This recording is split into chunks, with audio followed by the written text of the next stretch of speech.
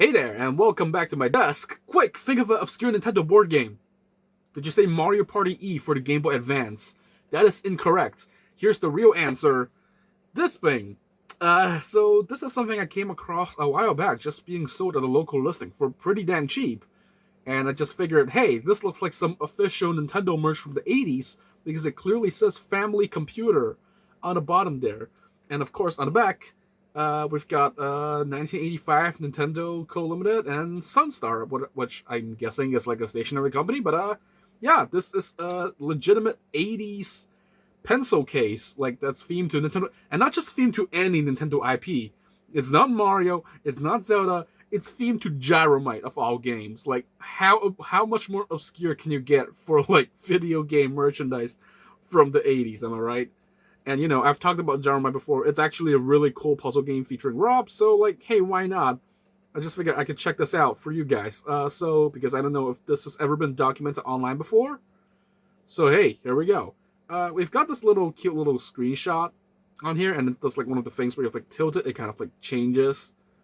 Which again, the effect's not too apparent because I'm guessing it's because of the age. There's something in there rattling. We'll get to that in a bit. Yeah, you can see it sort of move. If I move it left and right, it doesn't really show anything, but yeah, you can see it change a little bit. Like the professor and the mix just walking around, and I don't know what this like whole thing, what the stuff on the side is. I'm guessing it's like a control panel. Because you're like Gyromite and you're controlling the gates, but in the actual game you're controlling R.O.B, who's using gyros to control the gates. So I don't know what to do with this. There's a time on the bottom right corner, 11:28.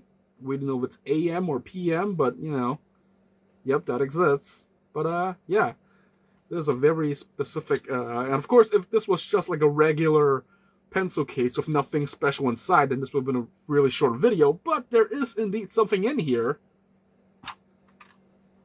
So there's a bunch of Japanese in here, and I enlisted the help of one of my friends, Ferry, who helped me translate most of this Japanese. So here it is, Robot Gyro, or that's what Gyromite's called in Japan, a Famicom Sugoroku game. So Sugoroku is, I believe, according to Wikipedia, a type of Japanese board game, like ancient Japanese board game. There's like a very ancient type of board game that's very similar to apparently backgammon, but like nowadays, this is more referred to a type of like snakes and ladders style simple board game that's apparently popular in Japan. So it's a very straightforward. You roll the dice, you go how many steps, and then you just read instructions. So up down there it says, roll the dice to advance through the game. You can play this game alone or up to 4 people. Famicom is a trademark owned by Nintendo. But yeah, so this here, you could put your pens and stuff in there. Obviously, there's like this little kind of yellowed plastic cover here, but down here there's an entire like board game space down here, and what this game includes is, oh, this thing fell from the packaging, a very teeny tiny little dice.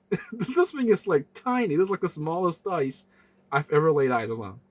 And also we've got this thing, Professor Hector, and there's like 4 Hectors on this little strip. So these are not stickers, I believe, because on the back this definitely looks like magnets. So like these are probably detachable. If you put them on the thing, it's not gonna fall down. So these are probably used for like your pieces, basically player pieces. So you can line up on the start, that's the finish, that's the goal, not the finish, and then you just roll dice, and then you kind of just like read what it says on a thing, and then just like go forward, go back. It's a very simple, straightforward game, but, not a lot of people have heard about this. So I figured, hey, let's be like one of the first, if not the first people to do a round of this board game. It did say we can play it alone instead of like having 4 players. So now I don't want to necessarily remove these like Professor Hector magnets from like the thing that they came in, because I'm surprised that this has never been used, because the bags have been yellowed a little bit. So someone has probably used this at some point. They just never bothered to like remove these from the thing. So I figured I'd rather keep it that way. So instead of using Professor Hector as one of our player characters, and also because a R.O.B amiibo is simply way too big to fit on one of these, I had to find one of the smallest items that can be used as a player character. This little statue of Mario doing the funny front-facing meme pose, and it like fits perfectly on the start. and it also holds the thing down. So if I remove it, it kind of like pops up. So I can put it on the start, and there's a perfect top-down view. We've got our dice, so we will just roll the dice and see like what paths that we can take. It's just one path. You just see what the different things say on it. But here we go. 3. 1, 2, 3. So the thing we just passed says Vector, jump to number 6.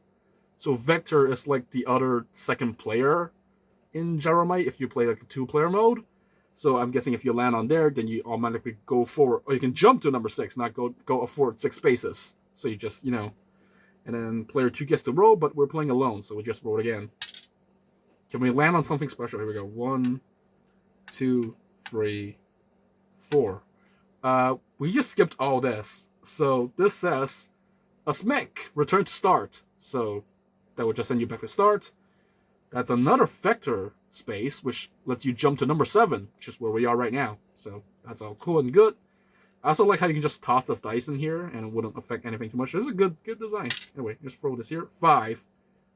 1, 2, 3, 4, 5. We're at 12 now. We're just skipping all the special spaces. Over here, this is a little interesting. This apparently says, do a doctor-like pose. At least that's what I got from the rough translation. I don't know what it necessarily means because I don't know what a doctor pose is supposed to be. I don't know if it's a reference to Hector and Vector being professors, because they don't really have any special pose. So I have no idea what that means. If anyone's educated enough in the comments to know, feel free to let me know. And also, over here we have Turnip, return to number 7. That will send us back. And then down here, the one we just passed is Dynamite, return to start. So, good thing we passed all that. I don't think anything else is in our way. 1. Oh, this says take a break. And I don't know if that means like you do nothing if you stop on this space, or if you pass this space, you have to stop on this space. I'm guessing it's the latter. But yeah, 2 spaces left. Can we get it? 4, 14, go. We did it. Wow, this is very lame. But yeah, I imagine this is way more fun if you play it with multiple people. But like, it is a very straightforward, literally 15 space snakes and ladder style game where the special stages just send you. I keep saying special stages. It's special spaces. Why am I doing this? Can you tell I've been playing Sonic Origins lately, so I've just been saying special stages. Anyway, yeah. It's a very straightforward little board game for Japanese school children to probably play with their friends instead of using it as a legitimate pencil holder or something like that.